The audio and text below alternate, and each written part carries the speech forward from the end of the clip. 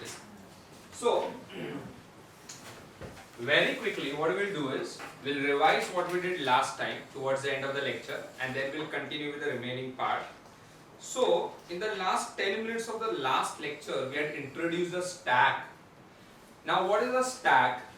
A stack is basically a data structure. A stack is basically a क्या?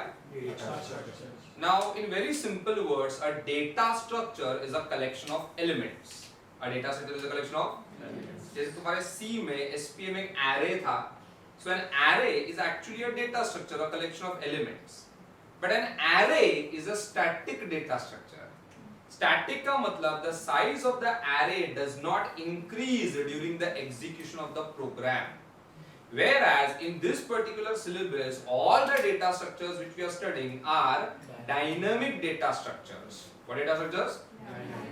A dynamic data structure is that data structure whose size can increase during the execution of the program. Alright? तो जब program execute हो रहा है, stack का size कम ज़्यादा हो सकता है. Alright? So last week we just started with chapter number 2 and we just did 10 minutes in chapter number 2 and we had introduced the stack. So a stack is a data structure which looks like this, ऐसा दिखता है. Stack में क्या होता है ना, stack का एक end open होता है and एक end closed होता है. And the open end is called top of the stack. What it is called? Top of the stack. ठीक है? अब जो भी तुम इंसर्ट करोगे, जो भी तुम रिमूव करोगे, ये ओपन एंड से करोगे. So formally, how do you define a stack? A stack is a dynamic data structure in which all elements are inserted and all elements are removed from the top of the stack. So let's say I want to insert the element 99.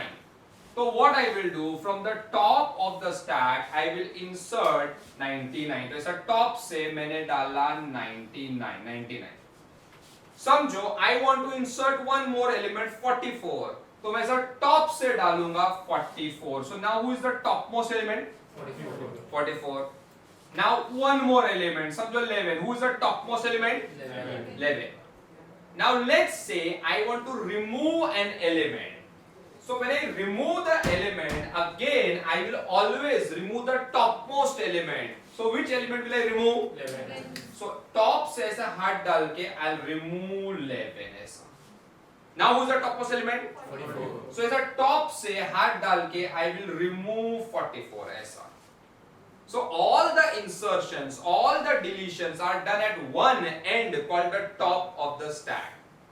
इतना समझा? A stack is sometimes also called FIFO data structure. याद है? हाँ, FIFO नहीं, LIFO data structure. उसका full form क्या होता है बोलो? Last in first out. तो जो एलिमेंट सबसे last in गया वो सबसे first out आएगा ऐसा. Any doubts here?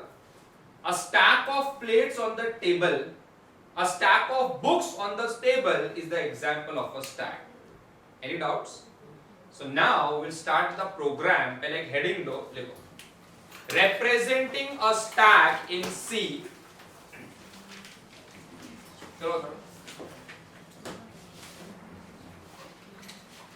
एकदम धीरे से वो last bit पे जाके एकदम धीरे से जाओ.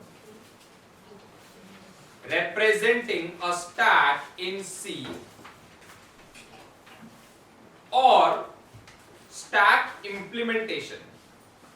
वो लास्ट बेंच पे बैठो इधर कॉर्नर में, बट ये बेंच हिलाना नहीं है, ये हिला धीरे से बैठो आराम से, धीरे बस बैक नीचे रखो. I repeat the heading.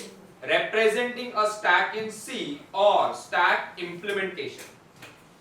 लिखा? एक क्वेश्चन लिखो पहले, then I'll explain the heading as well as the question. दोनों साथ में बताऊंगा. देखो, WSCP का क्या मतलब? WSCP, write a C program to implement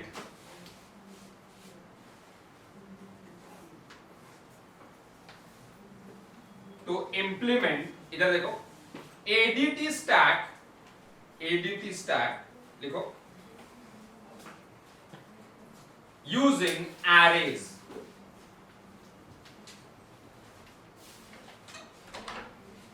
underline using arrays.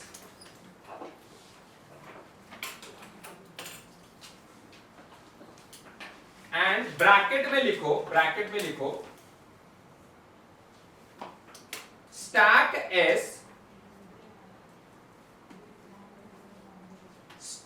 S declared globally.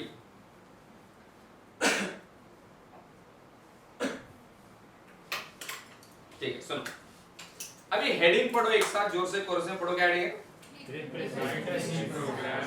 Heading Representing a stack in C और stack implementation. इधर आज के बाद अगर तुमने वर्ड देखा ना इम्प्लीमेंटिंग, तो इम्प्लीमेंटिंग का मतलब होता है राइटिंग अ प्रोग्राम।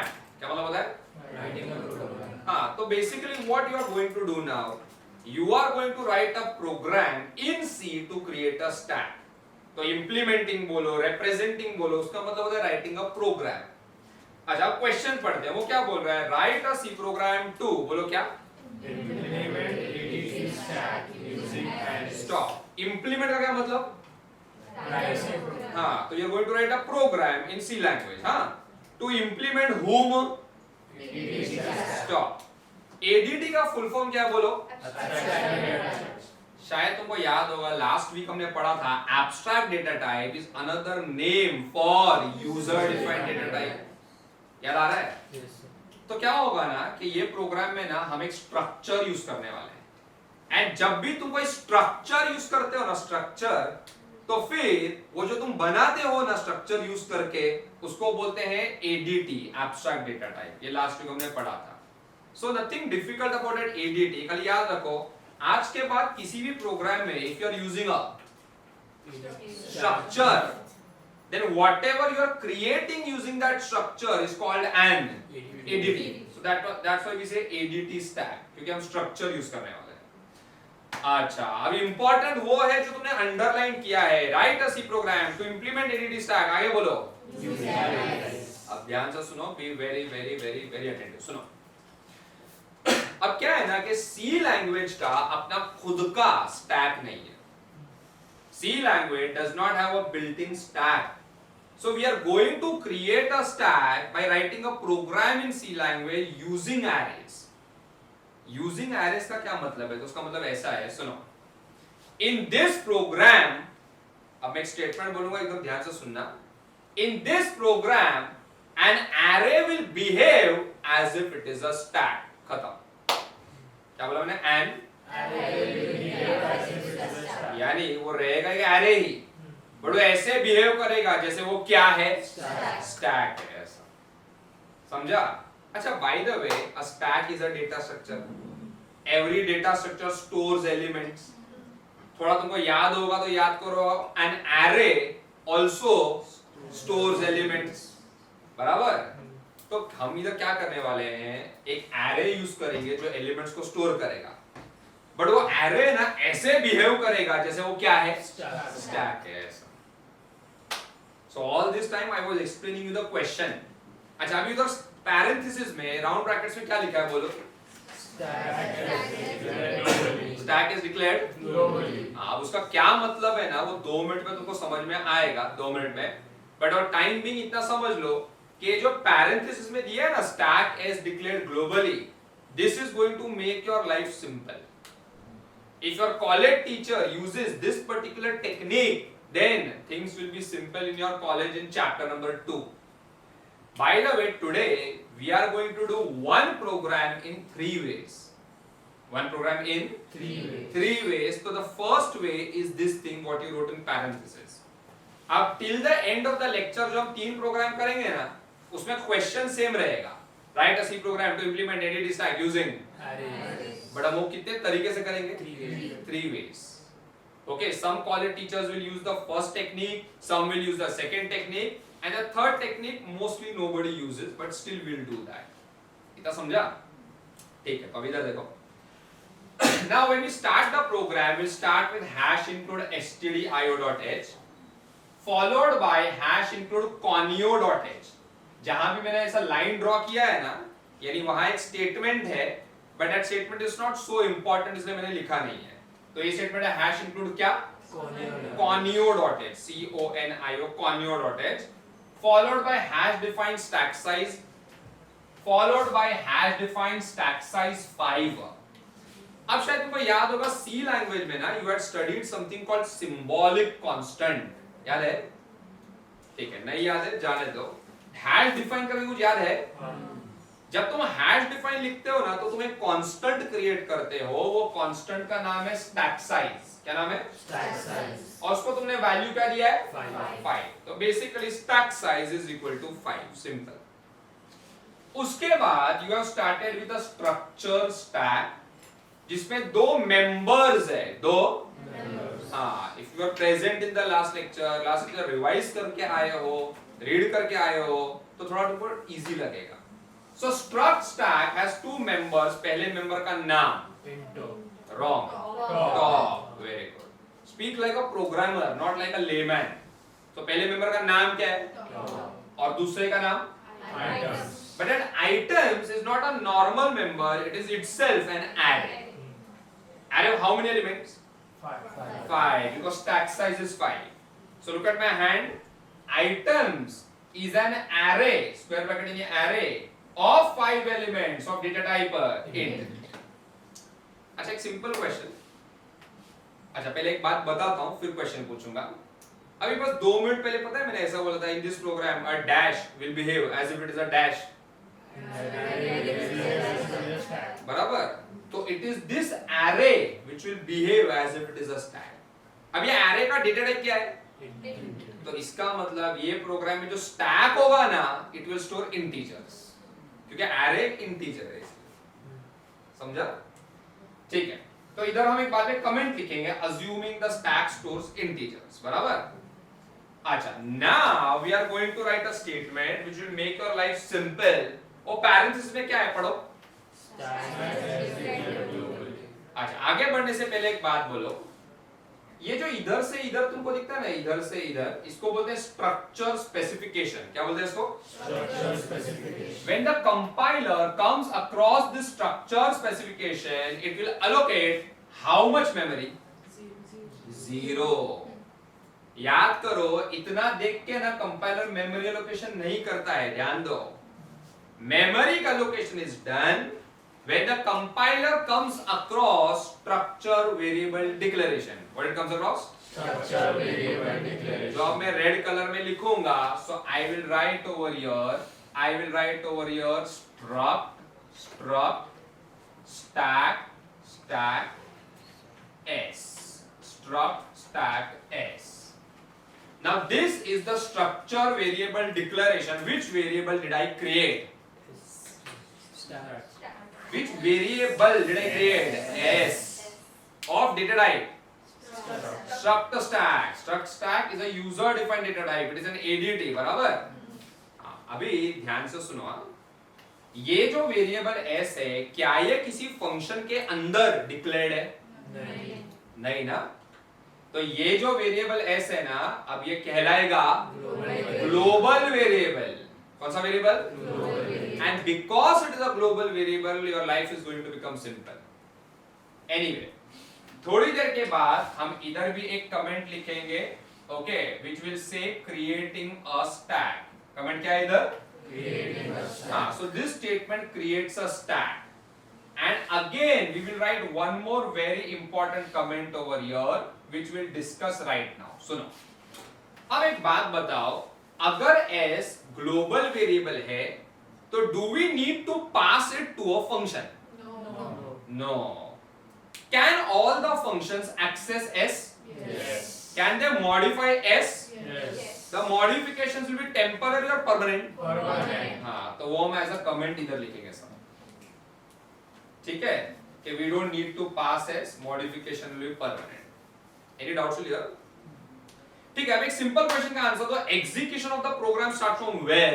मेन। ठीक है, तो मेन है ना, हम एक्चुअली स्टार्ट करेंगे 1 घंटे के बाद actually, but as of now तुमको बता देता हूं। देखो मेन में क्या आएगा, ये देखो। अभी जो void main है, इसमें we have simple variable। तो समझो एक सिंपल वेरिएबल होगा int x, ठीक है? ध्यान से सुनो, हाँ, int x, ऑलराइट। अच्छा, अब मैंने बोला execution of the program start from main ना। अब मेन के पहले तुम ये सब लिखोगे, ये सब हाँ, एंड उसमें तुमने ये वाला स्टेटमेंट लिखा है, ये वाला। फिर से बोलो, ये स्टेटमेंट को क्या बोलते हैं? पहला दो वर्ड हटा दो, लास्ट वर्ड कौन सा बचा? याद करो, लास्ट वीक से मैं क्या बोल रहा हूँ? Whenever the compiler comes across any declaration, it will do the work of memory allocation. What work it will do? Memory allocation. तो अभी जब कंपाइलर ये स्टेटमेंट देखेगा ना, वो मेमोरी एलोकेशन स्टार्ट करेगा। अच्छा, बाय द वे, चलो मेन को बाद में देखते हैं। What do you see to the left of this line? What do you see to the left of this line? बराबर, नथिंग ना। अब मैंने क्यों पूछा है, सुनो। आज के बाद अगर तुमको डेटा स्ट्रक्चर्स अच्छे से समझना है ना, तो डेटा स्ट्रक्चर्स को डायग्रामेटिकली समझो। कैसा समझो? देखो, अभी तुमको इधर कुछ भी डायग्राम नहीं दिख रहा है, इसका मतलब अभी तक है ना मेमोरी एलोकेशन नहीं हुआ है। अभी जैसे जैसे मेमोरी एलोकेशन होता जाएगा, मैं डायग्राम बनाते जाऊंगा। तो first I will draw diagram for this statement struct stack S. अभी एस का डेटा टाइप क्या है, फिर से बोलो? स्ट्रक्ट स्टैक के अंदर कितना मेंबर्स है? बोलो ना। पहला, दूसरा। तो अब ये देखो क्या होगा। सबसे पहले memory will be allocated for S dot top. By the way, जब टॉप लिखोगे सिर्फ टॉप नहीं लिखना, एस डॉट टॉप लिखना। इसका मतलब होता है टॉप ऑफ एस। क्या मतलब होता है इसका? डॉट का मतलब of. After that memory will be allocated for S dot items. But अभी एक बात मत बोलो कि जो आइटम्स है ना, ये नॉर्मल वेरिएबल नहीं है, ये डैश है। हाँ, array of how many elements by the way? 5. हाँ, तो ये देखो, items is an array of 5 elements। तो इसके लिए ऐसा मेमोरी एलोकेट होगा, ये पोजीशन 0, ये पोजीशन 1, 2, 3, 4, ऐसा 0, 1, 2, 3, 4। Do you understand this? पक्का? ठीक है, तो इतना ये स्टेटमेंट ने ना ये मेमोरी एलोकेशन किया, बराबर। अच्छा, अभी आगे का स्टेटमेंट वेटमेंट बाद में देखेंगे, अभी ये सब भूल जाओ। Now let's understand how this array will behave as if it is a stack. वो बिहेव कैसे करेगा वो देखते हैं, ठीक है? ओके, अभी समझो तुमने एक एलिमेंट एरे में पुश किया, स्टैक में पुश किया, तो ऐसा ऊपर से तुमने छोड़ा, ऐसा ऊपर से, हाँ, ऑलराइट। तो वो एलिमेंट कौन से पोजीशन पे आके बैठ जाएगा? 0। बराबर, समझो एलिमेंट है 99, तो 99 ऐसे तुमने ऊपर से छोड़ा तो वो आके बैठ गया इधर। Now who is the top most element? 99। और 99 का पोजीशन नंबर क्या है? 0। तो मैं क्या करूंगा, ये जो s डॉट टॉप है ना, हाँ, इसको मैं थोड़ा नीचे लिख देता हूं, I'll write it here। तो ये जो s डॉट टॉप है ना, s डॉट टॉप, इसको मैं वैल्यू दे दूंगा 0। सो अगर तुमको कोई पूछता है कि ये टॉप क्या स्टोर करता है, तो तुम्हारा आंसर ये होना चाहिए, top will store the position of the top most element. What will store? Position of the top most element. समझो मैंने एक और एलिमेंट पुश किया, हाँ, पुश यानी ऐसा इंसर्ट करने का। ओके, अगर मैंने पुश, याद है ना, लास्ट वीक हमने 3 ऑपरेशन किया था, पुश, पॉप, एम्प्टी एंड एक और स्टैक टॉप, हाँ, आल्सो कॉल्ड पी। तो पुश का मतलब होता है inserting an element from the top of the stack, ऐसे उसको बोलते हैं push. So let's say I push an element 44। Which element? 44। बोलो, it will be stored at what position number? 1 ना। तो ऐसा ऊपर से मैंने पुश किया, पोजीशन 1 पे आ गया 44। अगर पोजीशन 1 पे 44 आया तो बोलो what action will I perform on top? मैं ना इसको करूंगा प्लस प्लस। क्या करूंगा? हाँ, तो अगर मैं इसको करूंगा प्लस प्लस, तो ये पोजीशन 0 से क्या हो जाएगा? पोजीशन 1। तो मेरा काम हो रहा है, it is storing the position of the top most element. समझ में आ रहा है? लेट मी सी, तुम्हारा ध्यान है कि नहीं? समझो मैंने पुश किया, पुश 22, तो 22, पुश किया 77, पुश किया 88। बोलो now what should be the value of top? 4। हाँ, 4। very good। So in simple words, top will store the position of the.